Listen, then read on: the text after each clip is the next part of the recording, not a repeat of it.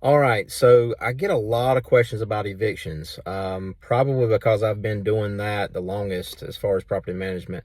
21 years of, owning houses and dealing with tenants, the ins and outs, the good, the bad.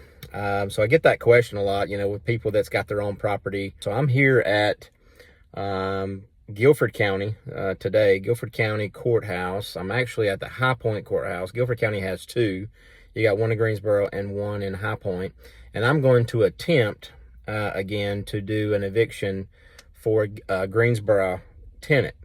But the process is kind of, it's simple, but it's not. It's just got a lot of small, intricate parts. For instance, you always start with your lease, and depending on how your lease is wrote. So it always starts with your lease. If you don't have a lease, you probably have to do 30 days notice and that kind of thing. If you write a lease like I do put 10 days of notification. So I get by in court so far, 21 years, by using 10 days notice. So if they don't pay, and usually, honestly, it is usually a month or two, honestly, before I file eviction. I don't file somebody on the first week that they're late, nothing like that.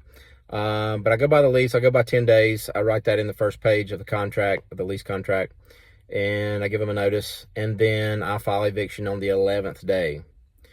After I file eviction, usually all three counties that I deal with a lot, Randolph County, Guilford County, and Davidson County the most, all three of them, and probably all the counties in North Carolina at least, are all usually about 14 days. You might get one 14, you might get one 16 days out, and I'm talking about a court date. The court date is usually pretty simple, but you can't file early. So, for instance, like I said, I've got a 10-day. I can't file on the 9th day. I get to court. They figure that out. The tenant comes and says, well, he filed 9 days after he gave me a notice. They will throw it out. They will make me start over. So that's an important piece of the puzzle there. You come, you pay $126 total to get an eviction rolling in the court system. Like I said, 14 days, you will have a court date from the day you walk in and file the eviction and have all your information. Real simple stuff like, every courthouse that I know of now, when I started, they did not do this. They didn't care, but now they will not let you have any kind of electronics, unless you're an attorney. So, if you think I'm going to court and everything's on my phone, just like me, I'm completely digital, you will not get far because you can't remember how to spell their name, what their phone number is. Their address, but what's the zip code, because it's might be a property that you don't live in. So those things are pretty important to get, and print everything, print your lease, have it ready to go. If you're an agent, print your property management agreement. They will ask for that.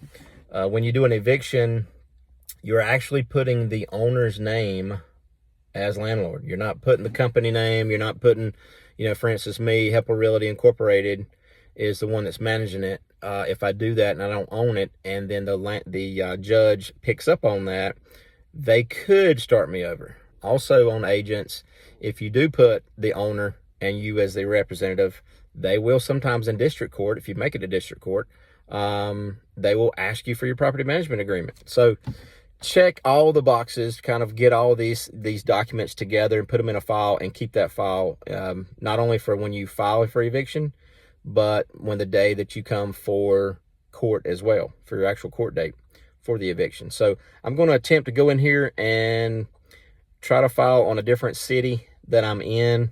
They've done that in the past. They've also had a problem in the past. So we'll see what they say here. Wish me luck. All right, I got shot down on this time at High Point Courthouse, clerk of court, trying to do a Greensboro property. Done it in the past, probably 15 years ago. But they are sending me to Greensboro, so that's no problem. But here you see a sign there in the background. Just go ahead and take your belt off. Go ahead and no cell phone, no watch, no AirPods, any kind of communication at all. They will send you back over. They've got lockers that you pay $25 for, but just give you a heads up there, a little tip.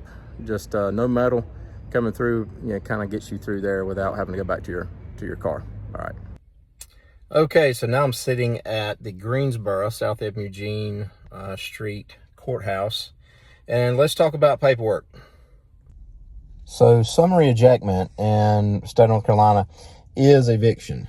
And what you've got is a little bit of a set of paperwork here that can be irritating, because most counties that I've been to until recently, and Davidson still does, they do not make copies.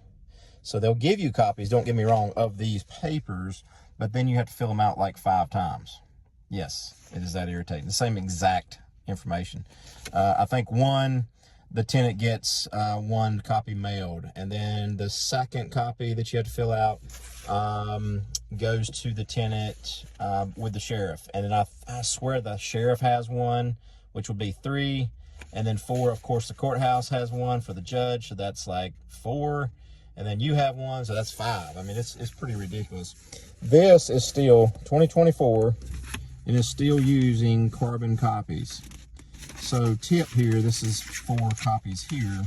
Tip, you get to the last one, and I think this is actually your copy as a landlord, or whoever, if you're a property manager or whatever.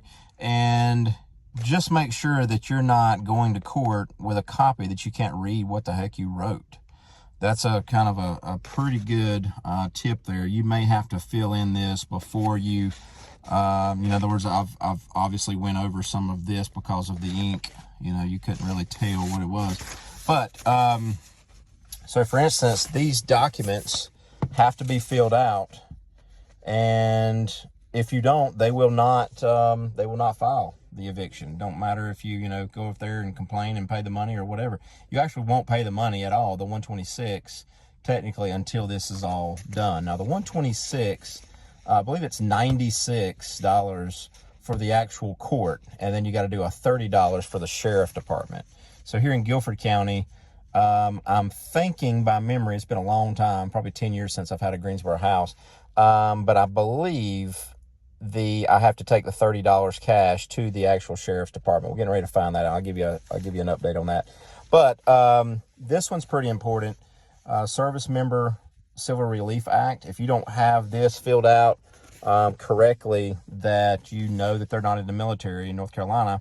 If your tenant is in the military, active, they're not going to evict them. So you have to have information knowing that they're not in the military, and how did I get to this information, that kind of thing. There is a website.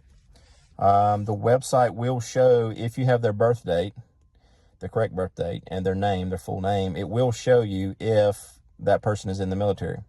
So that's what they're wanting you to use. If you put down in this little box right here that you did not use the Service Member Civil Relief Act website, and the website is scra.dmdc.osd.mil. That's a great one to repeat.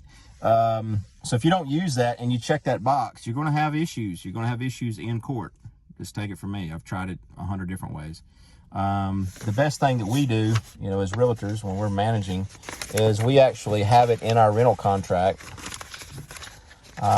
that we have an addendum, a military addendum stating that they're not in the military. So that's what I use, and then I use the website as well.